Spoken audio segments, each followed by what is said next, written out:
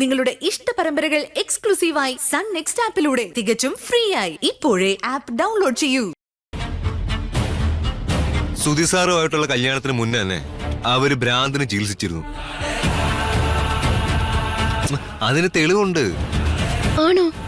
അതെ, ഇടയ്ക്കിടയ്ക്ക് അക്രമസക്തയോ, mood disorder എന്നോ, ബൈപോളർ സിൻഡ്രോം എന്നോ, സ്കീസോഫ്രീനിയ എന്നോ, അങ്ങനെ എന്തൊക്കെയോ ടെക്നിക്കൽ ടേംസാ പറയുന്നത്. എന്തായാലും ഒന്നുറപ്പാ, ദേവിക ഒരു മനോരോഗിയാണ്. മനുഷ്യന്റെ ജീവൻ എടുക്കുന്നതിൽ ഹരം കണ്ടെത്തുന്ന ഒരു മനോരോഗി.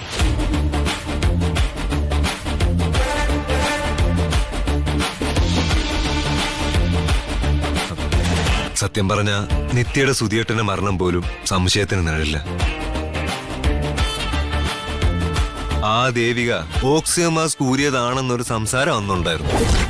അയ്യോ, അതെ, ഇക്കാര്യമൊക്കെ സിദ്ധുവേട്ടന് പറഞ്ഞ് മനസ്സിലാക്കണം. ദേവിക അദ്ദേഹത്തിന്റെ ജീവൻ എടുക്കാൻ ഇടയാവരുത്. അവര് ഭ്രാന്തിനെ ചികിത്സിക്കുന്നതിന്റെ എന്തെങ്കിലും രേഖകൾ നമുക്ക് കിട്ടുമോ? I mean medical documents.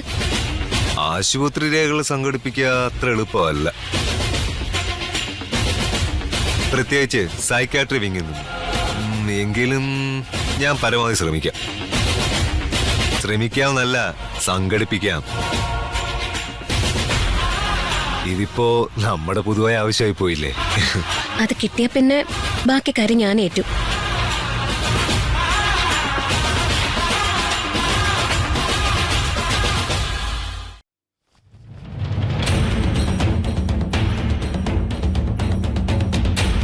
തുണി എടുക്കുവാണോ പ്രേമി? അല്ല, തുണി അലക്കുവാ. എന്ത് വേണം നിങ്ങൾക്ക്? നിങ്ങളും കൂടെ അറിഞ്ഞുകൊണ്ടാണ് സിദ്ധു ഇന്ന് ആ മറ്റവളുടെ കാര്യം ഇവിടെ അവതരിപ്പിച്ചതെന്ന് എനിക്കറിയാം. ദൈവദോഷം പറയല്ലേ പ്രേമി, ഞാൻ മനസ്സാ വാച അറിയാത്ത കാര്യോ? മനസ്സാ വാച കർമ്മണ കുന്തം, നിങ്ങളല്ലേ ആള്. കുഞ്ഞളേരി ഇന്ന് ഈ വിഷയം അവതരിപ്പിക്കുമെന്ന് എനിക്കറിയില്ലായിരുന്നു. പക്ഷേ എന്തെങ്കിലും പറയുമെന്ന് എനിക്കറിയായിരുന്നു. കുഞ്ഞളിയന്റെ മനസ്സിൽ ദേവികയാണെന്ന് എനിക്കറിയായിരുന്നു. അത് നിനക്കും അറിയായിരുന്നു. പ്രേമേ, ഈ ലോകത്ത് അണകെട്ടി നിർത്താൻ പറ്റാത്തത് ഒന്നേ ഉള്ളൂ. അത് ഒരാൾക്ക് മറ്റൊരാളോട് തോന്നുന്ന പ്രണയമാണ്. തിരിച്ചു കിട്ടിയില്ലെങ്കിലും പറഞ്ഞു പോകും. അവനെ കൊണ്ടുനടന്ന് ഭക്ഷണാക്കിട്ടെ ഇപ്പൊ എന്റെ മുന്നിൽ നിന്ന് സാഹിത്യം പറഞ്ഞാല് ഓന്നക്കിട്ട് കുത്തു ഞാൻ. പ്രേമേ, ഒരാൾക്ക് ഒരാളോട് ഇഷ്ടം തോന്നുന്നത് അത്ര വലിയ തെറ്റാണോ പ്രേമേ? ആർക്കും ആരോട് ഇഷ്ടമൊക്കെ തോന്നാം, സിദ്ധുവിനും തോന്നാം. പക്ഷേ അവൻ ആ വിധവാ പെണ്ണിനെ ഇഷ്ടപ്പെടുന്നത് മഹാ അപരാധം തന്നെയാ. വിധവ വിധവ വിധവ, നിനക്ക് നാണമില്ലേ പ്രേമേ ആ പദം പറയാൻ? നീ ഒരു സ്ത്രീയല്ലേ? ഒരു സ്ത്രീയുടെ ഭർത്താവ് മരിക്കുന്നത് അവരുടെ കുറ്റം കൊണ്ടാണോ? വിധവയെന്ന് പറയാം, പുച്ഛിക്കാം. ഭാര്യ മരിച്ചവനോട് ആർക്കും ഒരു പുച്ഛമില്ല, വിഭാര്യൻ എന്ന വിളിപ്പേരുമില്ല. നിങ്ങൾ രണ്ടും കൽപ്പിച്ച് എന്നോട് യുദ്ധത്തിന് ഇറങ്ങിയിരിക്കുകയാണോ? ആണോ? യുദ്ധമൊക്കെ തുടങ്ങിക്കോളും. ഇപ്പൊ പെരുമ്പറ മുഴങ്ങിയതല്ലേ ഉള്ളൂ. എനിക്കൊന്നേ പറയാനുള്ളൂ പ്രേമേ, സിദ്ധുവിന്റെ ജീവിതത്തിൽ ഭാര്യയുടെ സ്ഥാനത്ത് ദേവികയാണെങ്കിൽ ദേവിക പൊന്നുപോലെ കുഞ്ഞളിയനെ നോക്കിക്കൊള്ളും. കാരണം ദേവിക ജീവന തുല്യം സ്നേഹിച്ച ഒരാളുടെ ഹൃദയമാണ് കുഞ്ഞളിയന്റെ ഉള്ളിൽ.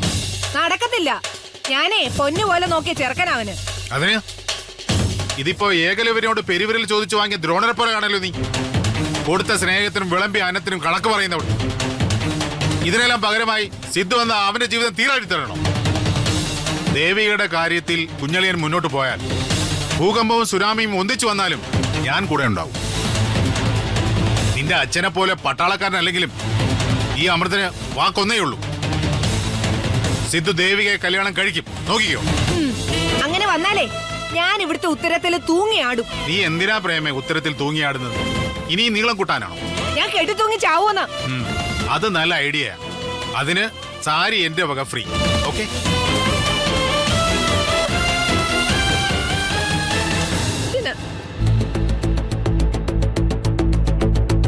ഞാൻ പറഞ്ഞത് സിലുവിന് മനസ്സിലായില്ലേ? മയൂരിയെ കൂടി കളത്തിൽ ഇറക്കണമെന്നല്ലേ? അതെ, ശരത്തേന്റെ ഐഡിയ അത്. മയൂരി നിലവിലെ പിക്ചറിലുണ്ട്, പക്ഷെ അത് കൂടുതൽ സജീവമാവണം. എന്നുവെച്ചാ പിടിച്ച പിടിയാല് സിദ്ധുവേട്ടനായിട്ടുള്ള കല്യാണം നടത്തണമെന്ന്. മയൂരിക്കും വീട്ടുകാർക്കും ഏത് നിമിഷവും കല്യാണത്തിന് സമ്മതോ. പക്ഷെ സിദ്ധുവേട്ടനല്ലേ ഒഴിഞ്ഞു മാറി നിൽക്കുന്നേ. നിങ്ങളെല്ലാരും കൂടെ ശ്രമിച്ച സിദ്ധുവിനെ കൊണ്ട് സമ്മതിപ്പിക്കാൻ പറ്റില്ലേ? അല്ല, അവിടുത്തെ അച്ഛൻ എന്ത് പറയുന്നു? അച്ഛനാകെ ധർമ്മസങ്കടത്തിൽ പെട്ട പോലെയാ. നാളെ അച്ഛനും ആ ദേവികയെ അംഗീകരിക്കുമെന്നാ എന്റെ പേടി. ആ, അക്കാര്യം പേടിക്ക് തന്നെ വേണം. എന്റെ വീട്ടിലും സംഭവിച്ചത് അതാ. എന്റെ അച്ഛനും അമ്മയ്ക്കും ഒറ്റ പുത്രിയായ എന്നെ വേണ്ട, വലിഞ്ഞു കയറി വന്ന ദേവികയെ മതി. നാളെ സില്ലുവിന്റെ വീട്ടിലും അത് തന്നെ സംഭവിച്ചേക്കും. സില്ലു ഒറ്റപ്പെട്ടു പോവും. ഞാൻ ഒറ്റപ്പെട്ടു പോവാനോ? എങ്ങനെ? ഒന്ന് ചിന്തിച്ചു നോക്ക്. ദേവിക സിദ്ധുവേട്ടന്റെ ഭാര്യയായി ആ വീട്ടിലേക്ക് വന്നൂന്നിരിക്കട്ടെ. പ്രേമിയേച്ചി രംഗൻ ചേട്ടനെയും കൂട്ടി വേറൊരു വീടെടുത്ത് താമസം മാറിയ ഒറ്റയടിക്ക് സില്ലുവിന് ചേച്ചിയമ്മയും ചേട്ടച്ചനെയും ഇല്ലാതാവും അല്ലേ? ഞാനും അവരുടെ കൂടെ പോവും. എന്തൊരു മണ്ടത്തരോ സില്ലു ഈ പറയുന്നേ. അപ്പൊ സില്ലുവിന്റെ വീട് പൂർണ്ണമായിട്ട് ആ ദേവികയുടേതാവില്ലേ? വെറും കയ്യും വീശി വന്നവള് കണ്ണടച്ച് തുറക്കും മുമ്പ് മഹാറാണിയാവും. പാവം അച്ഛൻ, ആ പാവം അച്ഛനെ അവൾ നോക്കോ? ഇല്ല. കുറച്ചു കഴിഞ്ഞാലേ സിദ്ധുവേട്ടനെ പോലും നോക്കില്ല, അത് ഉറപ്പാ.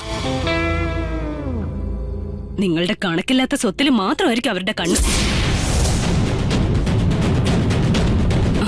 ശരത്തേട്ടൻ പറഞ്ഞൊരു പ്രധാന കാര്യം കൂടിയുണ്ട്. എന്താ? സിദ്ധുവേട്ടന്റെ ആയുസ് പോലും അപകടത്തിലായേക്കുമെന്ന്. ഒന്നവരുടെ മനോരോഗം, പിന്നെ അവരുടെ സ്വത്തിനോടുള്ള ആർത്തി. സിദ്ധുവേട്ടന് അവരെടുത്തു കൊടുക്കുന്ന മരുന്നുകൾ നമുക്ക് വിശ്വസിക്കാൻ പറ്റുമെന്നാ ശരത്തേട്ടൻ ചോദിക്കുന്നത്. എന്ത് ശരിയല്ലേ? എല്ലാത്തിനും ദേവിയേക്ക് ഉപദേശകനായി ആ നിരഞ്ജൻ ഡോക്ടർ ഉണ്ടല്ലോ. ഹൃദയം വച്ചു പിടിപ്പിച്ച ഡോക്ടർക്കാണോ ആ ഹൃദയത്തിന്റെ പിടിപ്പ് ഇല്ലാതാക്കാൻ പാട്? സിദ്ധുവേട്ടൻ എന്തെങ്കിലും സംഭവിച്ചാ പിന്നെ ആ സ്വത്തിന്റെ അവകാശം ആരാ? ദേവിക. ഡോക്ടർ നിരഞ്ജനും ദേവികയ്ക്കും കൂടി പപ്പാതി വീതിച്ചെടുത്താ മതിയല്ലോ. ഈശ്വര, ഈശ്വരനെ വിളിച്ചോ? പക്ഷെ ഇപ്പൊ ആദ്യം വിളിക്കേണ്ടത് മയൂരിയെ. ഇപ്പൊ വിളിക്ക്, ഇപ്പൊ വിളിക്ക്, ഇപ്പൊ തന്നെ വിളിക്ക്. എന്നിട്ട് സിദ്ധുവേട്ടന്റെ പിന്നാലെ നിക്കാൻ പറയും. നമ്മൾ പിന്നോട്ട് വയ്ക്കുന്ന ഓരോ ചുവടും ദേവികയ്ക്ക് 9 ചുവടും മുന്നോട്ട് വയ്ക്കാനുള്ള ധൈര്യമാവും.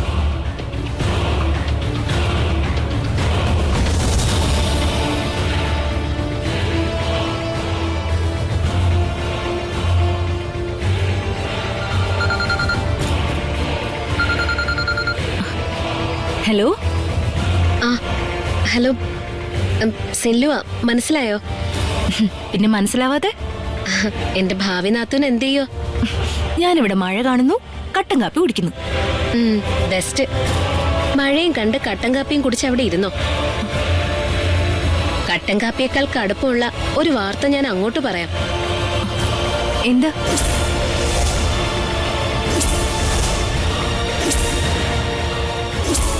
എനിക്കൊരു പെൺകുട്ടിയെ ഇഷ്ടമാണ്.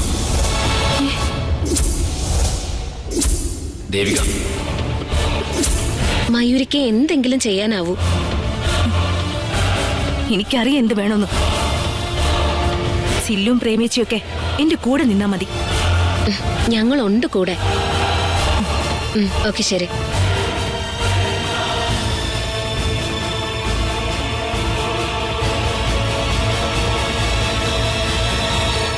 സമ്മതിക്കില്ല, സമ്മതിക്കില്ല, സമ്മതിക്കില്ല.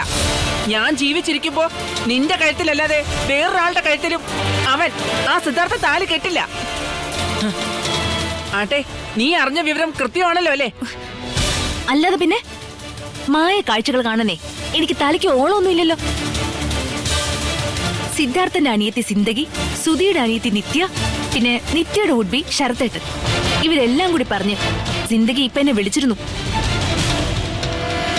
ഇന്ന് രാവിലെ സിദ്ധാർത്ഥൻ ഞാനുമായിട്ടുള്ള കല്യാണത്തിന് സമ്മതമല്ലെന്ന് വീട്ടിൽ പറഞ്ഞെന്ന്. ദേവികയെ മാത്രമേ കല്യാണം കഴിക്കൂന്ന്.